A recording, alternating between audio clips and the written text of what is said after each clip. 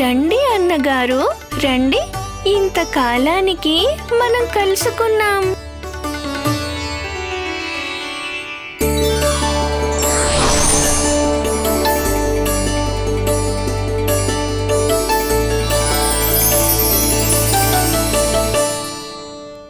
ఏమన్నగారు, నన్ను గుర్తుపట్టారా లేదా?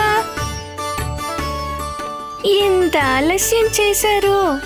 ఇప్పుడైనా బాగా చూడండి, తమ్ముడిని మర్చిపోకూడదు కదా.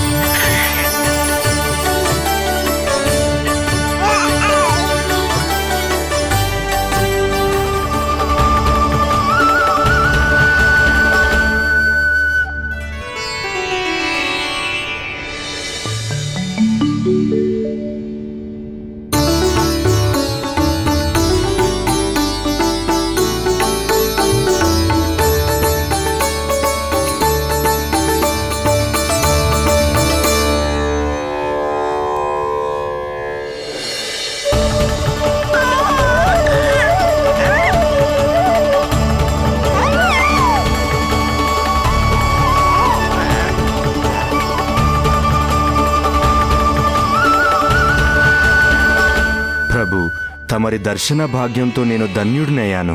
ప్రభు కాదు, తమ్ముడు అని పిలవాలి ఆదిశేష. అదెలా సాధ్యము? తమరు శ్రీమన్నారాయణుడు, నాకు ప్రభువులు.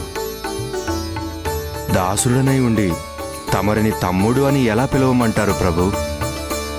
సమస్య వచ్చిందంటే పరిష్కారం ఉందని అర్థం ఆదిశేష. ఇప్పుడు మనిద్దరము కలిశాము. భూమిపై మన బాంధవ్యం స్థిరపడింది. ఆ సందర్భంగా నువ్వో విషయం మర్చిపోతున్నావు. మీ తమ్ముడిక తమ్ముడే కాని నీకు ప్రభువు కాదు. ఎలా మర్చిపోతాను ప్రభు? అవసరం అన్నీ నేర్పిస్తుంది ఆదిశేష.